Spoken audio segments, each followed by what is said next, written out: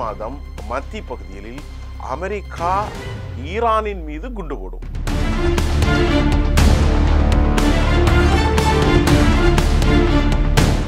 அந்த தீவுகள் பிரித்தானியாவும் அமெரிக்காவும் வைத்திருக்கிற B-2 பாம்பர்ஸையும் தாக்குவதற்கான வாய்ப்பு உள்ளது.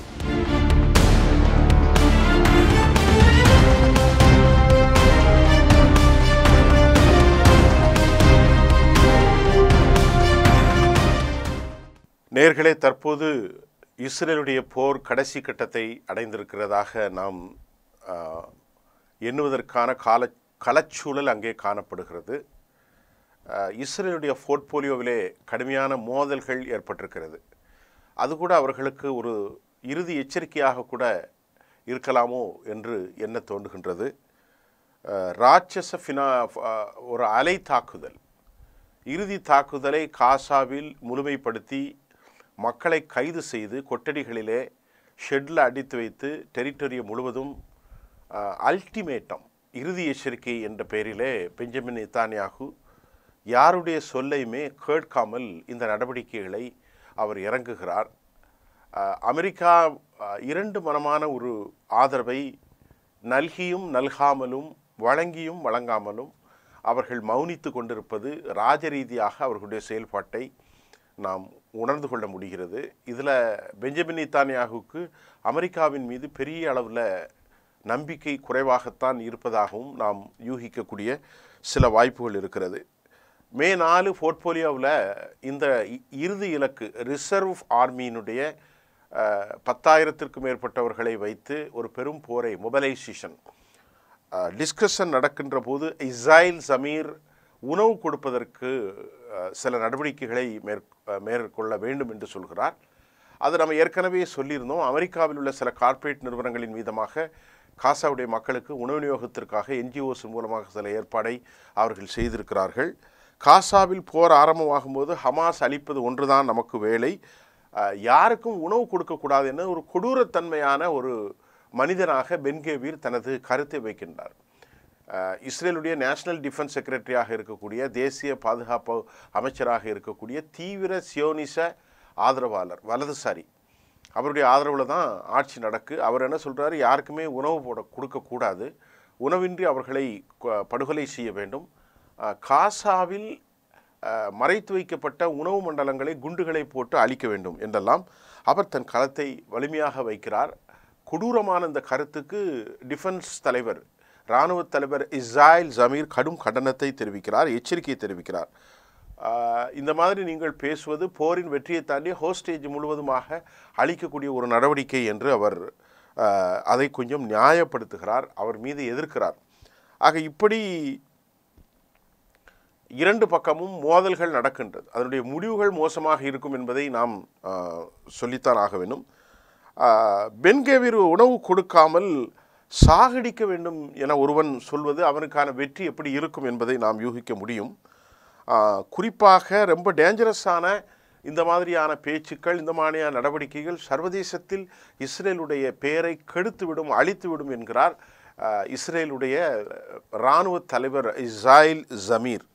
ஏற்கனவே மிகப்பெரிய சண்டை சச்சரவுகள் ஏற்பட்டு ஸ்மோட்ரிச்சுக்கும் அவர்களுக்கும் இடையே இராணுவத்திலே குழப்பம் வந்தது. அது ஸ்மோட்ரிச்சும் இவனும் ஒரு வலதுசாரி ஆதரவாளர் தான். இவர் கூட கேப்பபிலிட்டி இல்லாதவன்லாம் இராணுவத்தில் இருக்கக்கூடாது அப்படின்னு, அதாவது உணவு கொடுக்கறதான் டிஸ்ட்ரிபியூட் பண்ணுங்க அப்படின்னு சொன்னபோது அது ஏன் வேலை இல்லை அப்படின்ட்டு இதே இஸ்ராயில் ஜமீர் சொல்லவும் ஸ்மோட்ரிச்சு கூட்டத்தை விட்டு வெளியேறின சம்பவமும் ஒரு வாரத்துக்கு முன்பு நடந்தது. இப்போது பென் கேவிரோடு அவருக்கு மோதல். குறிப்பாக 3 மாதமாக காசாவில் உணவு வழங்கப்படவில்லை. ஏனைய எய்டட் கூட அவர்களுக்கு அனுப்பாமல் அநீதி செய்திருக்கிறார்கள். அதே நேரத்தில் the lotus working in the collaboration with Israel அப்படிங்கிற சில விஷயத்தை ஹமாஸ் தன் குற்றச்சாட்டாக வைத்திருக்கிறது. இதற்கிடையில் அமெரிக்க அதிபர் டொனால்ட் ட்ரம்ப் மிடில் ஈஸ்டினுடைய விவகாரத்தை குறித்து பேச்சுவார்த்தை குறித்து ஒரு பக்கம் பேச்சுவார்த்தை ஹமாஸுடனாக ஹீப்ரு மீடியா ஒரு செய்தியை வெளியிட்டிருக்கிறது. அமெரிக்கா ஒரு பக்க பேச்சுவார்த்தை என்கின்ற ஒரு செய்தியை ஹீப்ரு மீடியா வெளியிட்டிருக்கிறது. இஸ்ரேல் வந்து கத்தரின் மீது கடும் குற்றச்சாட்டு, இந்த சீஸ்ஃபயர் குழப்பி விட்டார்கள் கத்தர் என்று இஸ்ரேல் கத்தரின் மீது ஒரு குற்றச்சாட்டை தற்போது வைத்திருப்பதையும் நாம் பார்க்கிறோம். அமெரிக்க அதிபர் Donald Trump, US president Trump அடுத்த மிக முக்கியமாக ஈரானுடைய பிரச்சனையை நாம் இப்பொழுது பேசி ஆக வேண்டும். 3 கட்ட பேச்சுவார்த்தைகள், அதாவது ஹமாஸ் ஒரு பக்கம் பேச்சுவார்த்தை நாம் முடித்திருக்கிறோம். ஹமாஸ் முடித்தாலும் கூட இப்பொழுது ஈரானுடைய பிரச்சனை என்ன நடக்கப் போகிறது, அது குறித்து இப்போ நாம் 2ஆம் கட்டத்தை பேசுவோம். ஈரானுடைய பிரச்சனைக்கு அமெரிக்க அதிபர் டொனால்ட் ட்ரம்ப் நியூக்ளியர் வெப்பன்ஸு என்னன்னா ஒரே தீர்வு, டிஸ்மேண்டல், கம்ப்ளீட்டாக அதை வந்து அழிச்சிடணும், நியூக்ளியருடைய புள்ளி கூட அங்கே இருக்கக்கூடாது அப்படிங்கிறதான் அமெரிக்க அதிபருடைய ஃப்ரெஷ் இன்டர்வியூ. NBC தொலைக்காட்சிக்கு அவர் அளித்த பேட்டியில் ஸ்டாக் பில்ஸ் எதுவுமே இருக்கக்கூடாது. அப்போ ஒரு கேள்வியாளர் கேட்கிறார், மார்க் ரூபியோவுடைய சிவிலியன் பர்பஸுக்காக இதை பயன்படுத்தலாம், இம்போர்ட் செய்யலாம் என்று மார்க்கோ ரூபியோ ஒரு கருத்தை வைத்தார். மார்க்கோ ரூபியா எக்ஸ்டர்னல் செக்ரட்டரி, தற்போது அவர் ஹி வாஸ் அப்பாயிண்டட். எதற்கு என்று சொன்னால் தேசிய டிஃபென்ஸ் செக்ரட்டரியாக அவர் மறுபடியும் அப்பாயின்மெண்ட் செய்யப்பட்டிருக்கிறார். அந்த இடத்துல மைக் வால்ஸ் வந்து நீக்கப்பட்டு யுஎன் செக்யூரிட்டி கவுன்சிலுடைய பிரதிநிதியாக அமெரிக்காவின் சார்பில் நியமிக்கப்பட்டிருக்கிறார். இந்த மைக் வால்ஸ் வந்து பெஞ்சமின் நெத்தன்யாஹுடைய ஆள் என்பதையும் நாம் பதிவு செய்திருக்கிறோம். அவர்கள்தான் டொனால்ட் ட்ரம்புடைய கவனத்திற்கு வராமல் ஈரானோடு போர் செய்வதற்கு ரகசிய திட்டங்களை வகுத்ததாக எழுந்த இன்டெலிஜென்ஸின் குற்றச்சாட்டின் மூலமாக அவர் மாற்றப்பட்டிருக்கிறார் என்ற செய்தியும் நாம் பதிவு செய்திருக்கிறோம். இப்பொழுது ஈரான் வந்து அப்போ கேட்குறாங்க, மார்க் ரூபியோ வந்து இப்படி சொல்கிறாரு, அப்போது சிவிலியன் ஒர்க்குக்காக பண்ணலாமா அப்படின்னு கேட்குறாங்க. சிவிலியன் பர்பஸ் நிறைய பர்பஸ் இருக்குது, எலக்ட்ரானிக்ஸ் இருக்குது, மற்ற வேலைகள்லாம், எலக்ட்ரிக்கல் ப்ரொடக்ஷன். அப்போ அவர் சொல்கிறாரு, பொதுவாக வந்து அமெரிக்காவுடைய அதிபர் சொல்கிற it's leads to the military வார்ஸில் தான் கொண்டு நிறுத்தும். ஈரான் வந்து மறுத்துட்டாங்க, என்ன சொன்னாலும் நாங்கள் என்ரிச் செய்வதை நிறுத்தப் போவதில்லை, அது எங்களுடைய தேவைகளுக்காக நாங்கள் பண்ணுறோம், இது வந்து நெகோஷியபிள் விஷயம் அல்ல, இது பேச்சுவார்த்தைக்குரிய விவகாரம் இல்லை, உலகில் பல நாடுகள் வைத்திருக்கிறார்கள், நாங்களும் வைத்திருக்கிறோம் என்றை போன்று ஈரான் சொல்லுகிறது.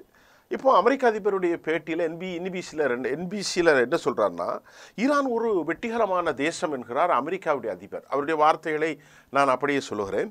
ஈரான் ஒரு வெற்றிகரமான தேசம், ஈரான் ஒரு கிரேட் தேசம், ஒரு மிகப்பெரிய நாடு, அது ஒரு ஃபென்டாஸ்டிக்ஸ் ஒன்லி, ஆனாலும் கூட cannot have a nuclear weapons என்று அவர் சொல்கிறார். அவர்கள் வளர்ந்து வருவது, எல்லா நிலைகளிலும் சிறப்பான பணிகளை செய்து வருவது எங்களுக்கு மகிழ்ச்சி தான். ஆனால் அவர்கள் கையில் இருக்கக்கூடிய நியூக்ளியர் வந்து ஒட்டுமொத்த உலகத்தையும் அழித்துவிடும், அதனால் நாங்கள் வந்து அதை அனுமதிக்கவே மாட்டோம் என்று அவர் சொல்லியிருக்கிறார். அப்போ இந்த 3 பேச்சுவார்த்தை ஒமனில் தடைபெற்று 4வது மறுபடியும் ரோமில் நடைபெற இருந்த பேச்சுவார்த்தை அல்லது யூரோப்பில் நடைபெறுந்த பேச்சுவார்த்தைக்கான சாத்தியக்கூறுகள் மொத்தமாக இல்லை. இஸ்மாயில் பஹாவியினுடைய கருத்துக்கள் இன்று காலை வெளியாக இருக்கிறது. இஸ்மாயில் பஹாவி வெளிவிவகாரத்துறையினுடைய செய்தி தொடர்பாளர். அமெரிக்கா வந்து பல நிலைகளில் ஒரு முரண்பட்ட இரட்டை நிலைப்பாட்டில் அவர்கள் பயணிக்கிறார்கள் என்று ஈரானுடைய வெளிவிவகாரத்துறையினுடைய செய்தியாளர் இஸ்மாயில் பஹாயி தன் கருத்தை வலிமையாக வைக்கிறார். அவர்களுக்கு ஒரு டபுள் ஸ்டாண்ட் மைண்ட் இருக்குது, ஒரு கான்ஸ்டன்டான நிலைப்பாடு இல்லை என்பதை அவர் சொல்கிறார். இதுக்கிடையில் சில மாதங்களுக்கு முன்பு ஒரு செய்தியை நான் இங்கே பதிவு செய்திருந்தேன். தொடர்ந்து பேசுவதால் அது எப்போது பதிவு செய்தேன் என்பது எனக்கு தெரியாது. ஆனால் ஒரு சில செய்திகள், கடந்த கால செய்திகள் தற்போது பேச போகும்போது இந்த செய்தியை நான் சொன்னேனே என்று நான் உங்களுக்கு நினைவுபடுத்த முடியும். ஏனென்றால் 2 வாரங்களுக்கு முன்பு நியூயார்க் டைம்ஸ் ஒரு செய்தியை வெளியிட்டது. அந்த செய்தியில் மே மாதம் மத்திய பகுதியில் அமெரிக்கா ஈரானின் மீது குண்டு போடும் என்று அந்த செய்தியை வெளியிட்டிருந்தார்கள் நியூயார்க் டைம்ஸ். ஏற்கனவே இந்த வெளியிட்டப்பட்ட செய்தி மே மாதம் நியூயார்க் நியூக்ளியர் சைட்டின் மீது அமெரிக்கா வீசும் என்பதுதான் அது. இப்போ அதை உறுதிப்படுத்துகிற மாதிரி சில சம்பவங்கள் அமெரிக்காவினுடைய சென்காம் மூலமாக நாம் அறிந்து கொள்ள முடிகின்றது. இந்த சென்காமினுடைய சீஃப் ஜெனரல் குரில்லா அவர் வந்து என்ன சொல்கிறார் அப்படின்னு பார்த்தா, குரில்லாவும் மைக் வாட்ஸும் ரெடி ஃபார்வர்டு இதை அவர்கள் தாக்குவதற்கு ரெடியாக இருக்கிறார்கள். அமெரிக்காவினுடைய சென்காமுடைய chief general Gorilla white ஹவுஸுடைய approval கிடைத்திருக்கிறது. என்னெல்லாம் குரில்லா சொல்கிறான்னா, இங்கிருந்து போருக்கு தயாராகிறவங்க தான் இதெல்லாம் செய்வாங்க. என்ன செய்ய போகிறாங்க?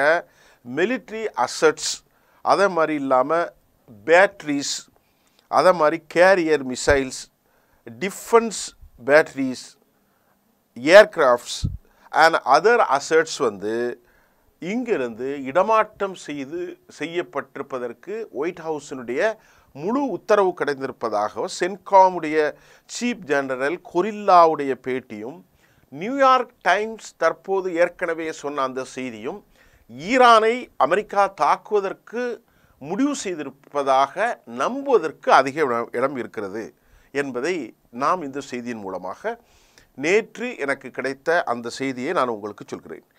ட்ரம்ப் இன்டர்னல் அட்மினிஸ்ட்ரேஷன் இருக்கு இல்லையா, இன்டர்னல் அட்மினிஸ்ட்ரேஷனுடைய முடிவு செய்ததன் மூலமாகத்தான் இந்த தாக்குதல் நடவடிக்கைகளை அவர்கள் உறுதிப்படுத்தியிருக்கிறார்கள். அது எப்படிப்பட்ட தாக்குதலாக இருக்கும் என்பது நமக்கு தெரியாது. ஆனால் அமெரிக்காவுக்கு இதில் ஒரு பெரிய ஈகோ இருக்கிறது. தங்களால் பேச்சுவார்த்தைக்கு அழைக்கப்பட்டு யுனைடெட் அரபு எமிரேட்ஸின் மூலம் நிராகரிக்கப்பட்டு மறுபடி பேச்சுவார்த்தை 3 முறை நடந்து அவற்றிலும் ஒருவன் பணியவில்லை என்றால் அவருக்கு பணிந்து போவது தங்களுக்கு ஒரு பெரும் சிக்கலை ஏற்படுத்தும். ஈகோ. அது மட்டும் இல்லாமல் பிராந்தியத்தின் தம் அதிகாரத்தை மட்டுப்படுத்ததாக ஆகிவிடும் என்பதால் ஏதாவது ஒரு மட்டத்தில் அவர்கள் ஈரானை தாக்கலாம் என்று நாம் சர்வதேச போரியல் ஆய்வாளர்களின் கருத்தை நான் இங்கே புட்டப் செய்கிறேன். ஏனென்று சொன்னால் அமெரிக்காவின் இன்டர்னல் அட்மினிஸ்ட்ரேஷன் இதை முடிவு செய்திருப்பதின் காரணமாக ஈரானுடைய பொருளாதார முடக்கத்தை ஏற்படுத்தலாம். இது ஏராளமான தாக்கத்தை ஈரானுக்குள் ஏற்படுத்தும் என்பதால் அவர்கள் இதை அமெரிக்காவுடைய இராணுவம் ஈரானை தாக்குவதற்கு முடிவு செய்திருக்கலாம். சென்காமுடைய குரில்லாவுடைய நடவடிக்கை என்பதை நான் உங்களுக்கு சொல்லியிருக்கிறேன். இராணுவ அசட்ஸ், பேட்டரிஸ், மிசைல், ஏர்கிராஃப்ட்ஸ் மற்றும் உண்டாக defence battery and other assets எல்லாமே டிரான்ஸ்ஃபர் செய்யப்பட்டிருக்கிறது என்பதை சென்காம் சீஃப்ஸ் ரொம்ப தெளிவாக சொல்லியிருக்கிறார். இதற்கு இடையில் இந்த போர் ஒருவேளை தொடர்ந்தால் ஏதோ அமெரிக்காவை அடித்துவிட்டு இவர் தப்பிவிட முடியாது. இது மத்திய கிழக்கில் உள் பிரதேசங்களில் பல தாக்குதல்களை ஏற்படுத்தும். ஒரு குரூப் அமெரிக்காவை தாக்கும், அமெரிக்காவினுடைய படை நிலைகள் தாக்கப்படும். சவுதி அரேபியாவில் அமெரிக்காவுடைய நிலைகள் இருக்கிறது. மிகப்பெரிய கட்டமைப்பு கத்தரில் இருக்குது. ஜொர்டான் மற்றும் துருக்கி எங்கெங்கெல்லாம் அவர்களுக்கான நிலைகள் இருக்கிறதோ மத்திய கிழக்கில் எல்லா இடத்திலும் தாக்குவதற்கு வாய்ப்பு இருக்கிறது. 2000 மிசைல்ஸு அவங்க 2000 கிலோமீட்டர் நீண்ட தூர தாக்குதலை பலிஸ்டிக்ஸின் மூலமாக யுகோகரிசியா போன்ற பகுதிகளிலும் அந்த தீவுகள் பிரித்தானியாவும் அமெரிக்காவும் வைத்திருக்கிற B-2 பாம்பர்ஸையும் தாக்குவதற்கான வாய்ப்புண்டு. ஆக இது எந்த லெவலில் செல்ல போகிறது என்று நாம் இப்பொழுது யூகிக்க முடியாது. முட்டாள்தனமான முடிவுகளை அவர்கள் எடுத்திருப்பதையும் நான் இப்பொழுது சொல்ல போகிறேன். கடைசியாக அமெரிக்காவிலிருந்து ஒரு செய்தி.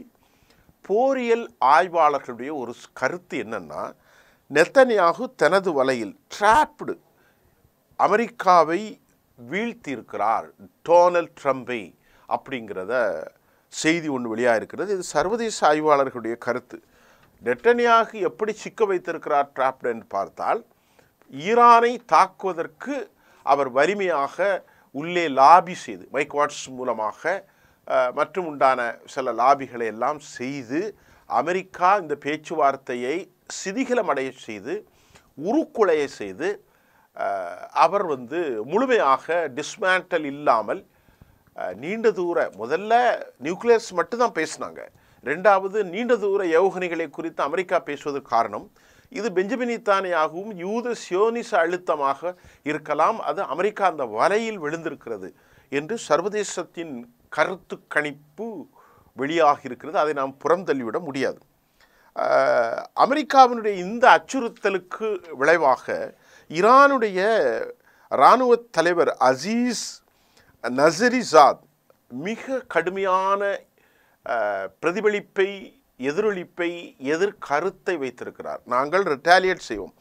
Powerful response retaliation against US என்ற கருத்தை அவர் வைத்திருக்கிறார்.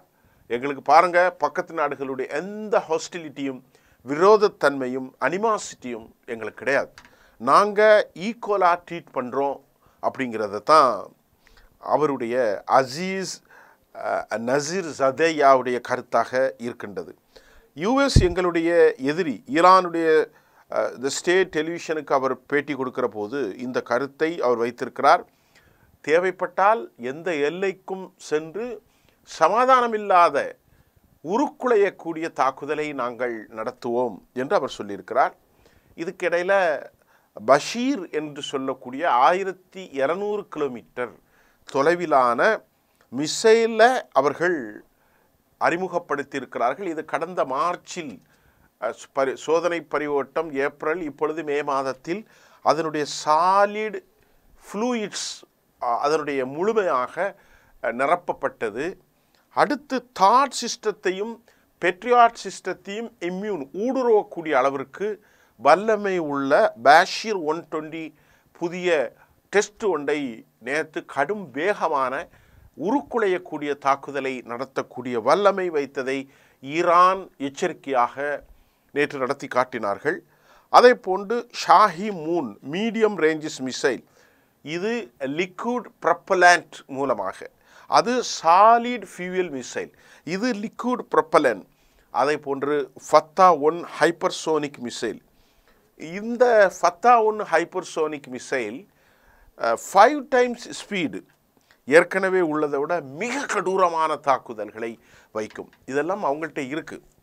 ஆக இப்போ ஹவுதிக்களை பற்றி ஈரான் சொல்லுது, அவங்க ஒரு தனி நாடு, அதை கட்டுப்படுத்த எங்களுக்கு ரைட்டு கிடையாது, நீங்கள் தான் கொடுக்குறீங்க உங்கள் ப்ராக்சின்னு அமெரிக்காவும் இஸ்ரேலும் சொல்லும்போது, இல்லை அவங்க எங்களுக்கு கட்டுப்படக்கூடிய ஆள் இல்லை, சுயாதீனமான தாக்குதலை நடத்தக்கூடியவர்கள் என்று ஈரான் மறுத்திருக்கிறது. ஆனால் இங்கே ஹவுதிகளின் தாக்குதலை தடுக்க முடியாத அமெரிக்கா பெரும் விளைவுகளை சந்திக்கலாம். அந்த கருத்தில் ஒருவேளை அமெரிக்கா தாக்க ஆரம்பித்தால், அமெரிக்காவுக்கு எதிராக பல நாடுகள் கொந்தளிப்பு மத்திய கிழக்கில் ஏற்படுவதற்கான வாய்ப்புகள் நாம் மறுக்க முடியாது. ஒரு டிசென்ட்டான ஒரு பெரும் குழப்பத்தை அந்தந்த பகுதிகளில் ஏற்படுவதற்கு இது ஒரு வாய்ப்பாக அமையக்கூடிய ஏராளமான ஒரு வாய்ப்புகள் காணப்படுகிறது. கடைசியாக நெத்தன்யாகு தனது வலையிலே அமெரிக்க அதிபரை விழச் செய்திருக்கிறார் என்பதுதான் இன்றைய செய்தியாக இருக்கிறது. ஹமாஸ் ப்ரிப்பேர்ட் ஆயிருக்கிறாங்க. உண்மையிலேயே 60,000த்திற்கு மேற்பட்ட இராணுவ வீரர்களை கொண்டு அவர்கள் துவம்சம் செய்தாலும் ஹமாஸ் இழுத்து மூடப்பட்ட டெனாலின் மூலம், ஆம்புஸ் தாக்குதலின் மூலம் 15, 7, 6, 10 என 40 மேற்பட்ட ஐடிஎஃப் வீரர்களை கொலை செய்திருக்கிறார்கள். அந்த செய்திகள் வரல. இரண்டாவது, பல ஐடிஎஃப் வீரர்கள் போர் முனைக்கு வருவதற்கு அவர்கள் தயாராக இல்லை. இப்போ அவர்களுக்குள்ள செட்பேக்கெல்லாம் பார்த்துக்கிடுங்க. என்னென்ன இஸ்ரேல் தோக்க போகுது அப்படின்னு பார்த்தியா, இழப்பதற்கு எதுவும் இல்லாமல் ஒரு முனையிலே உயிரை பற்றி துச்சமென மதித்து போர் செய்து இறந்து போவதற்கு தயாராக ஹமாஸ் ஒரு முனையில், மற்றொரு முனையில் தன் அன்பான உறவுகளை இழந்துவிடக்கூடாது என்பதில் இஸ்ரேல் சமூகம் உறவுகளை போருக்கு அனுப்ப தயாராக இல்லை. இது ரெண்டாவது நிலை. ஆக உயிர் கொடுப்பதற்கு ஒரு சமூகமும் உயிரை இழப்பதற்கு தயாராக இல்லாத யூத சமூகமும் போரிலே மோதப் போகிறார்கள். யூதர்களுக்கு இருக்கக்கூடிய பாசிபிலிட்டிஸ் அவர்களுடைய வல்லமையான ஆயுதங்கள், அவர்களுடைய மெக்காவா version, பம்பார்டன், B-2 bombers, F-15, F-16, F-35 போன்ற வலிமையான மோனிசன்ஸ், குண்டுகளை வீசக்கூடியது, மிசைல்ஸ், ட்ரோன்கள், தரைப்படைகள், கண்காணிப்பு கேமராக்கள், இன்னும் கட்டுப்படுத்த முடியாத பலவித இரகசிய ஆயுதங்கள், இருளிலே பெனிட்ரேஷன் ஆகி செய்திகளை சொல்லக்கூடிய வலிமையான ஆயுதங்கள், இன்டெலிஜென்ஸ், இதுதான் அவர்கள்ட்ட இருக்கக்கூடிய பெரும் பலம். இவங்கள்ட்ட அப்படி சொல்ல முடியாது. இவங்கள்ட்ட ஆர்பிஜி தான் இருக்குது, ரஃபேல் ப்ரொப்பல்டு கன்ஸ் மட்டும்தான் இருக்குது. அது மட்டும் இல்லாமல் யாசின் மிசைல்ஸ் இருக்கிறது. அது மட்டும் இல்லாமல் தாக்குதலுக்கு ஏராளமான குண்டுகள் இருக்கிறது. ஆக எல்லாவற்றையும் விட வலிமையான மனம் இருக்கிறது. ஆக இந்த இறுதிப் போரில் பலர் கொல்லப்படலாம், குழந்தைகள் கொல்லப்படலாம், பெண்கள் கொல்லப்படலாம், எல்லாரும் கொல்லப்படலாம். ஆனால் அவர்களுக்குள் மோதலில் இடையில் இஸ்ரேல் பெரும் எதிர்பார்க்காத ஒரு பின்னடைவை சந்திக்க வாய்ப்புண்டு. இப்பொழுதே அந்த தலைவர்களுக்குள்ளே ஒரு இணக்கம் இல்லை. இஸ்ராயேல் சமீருக்கும் பென் கெவிருக்கும், கடும் போக்கு சியோனிஸ் ஆதரவாளனான பென் கெவிருக்கும் சுமோட்ரிச்சுக்கும் இஸ்ராயேல் சமீருக்கும் மோதல் வெளிப்படையாக வெடித்திட்டது. ஏற்கனவே எக்வாலேண்டுக்கும் மோதல் வந்தது. ஆக இப்பொழுது இவன் தனியே தான் தனது முடிவு எடுத்து ஆட்சியை காப்பாற்றுவதற்குத்தான் போராடுகிறான் என்ற முடிவை இஸ்ரேல் ஐடிஎஃப் வீரர்கள் தெளிவுபடுத்தியதாக நான் சொல்லலை, இன்டர்நேஷ்னல் காணொலி தெரிவிக்கிறது. நானும் சொல்லலை. அவங்க என்ன நினைக்கிறாங்கன்னா, இது தியாகப் போர் அல்ல, ஒரு தனி மனிதன் தன்னை காப்பாற்றி கொள்வதற்கு இந்த போரை அவன் செய்ய முனைகின்ற போது எங்கள் உறவுகளை 18 வயசுலேருந்து 25 வயசில் நாங்கள் ஏன் இழக்கணும் அப்படிங்கிறதுனால லாட் ஆஃப் த ரிலுக்டன்ட் ஹெசிடேஷன், அவங்க ஃபார்வேர்டாக போய் தாக்குதல் நடத்துவதற்கு தயாராக இல்லை. இது இஸ்ரேலுக்கு பெரும் சிக்கல்.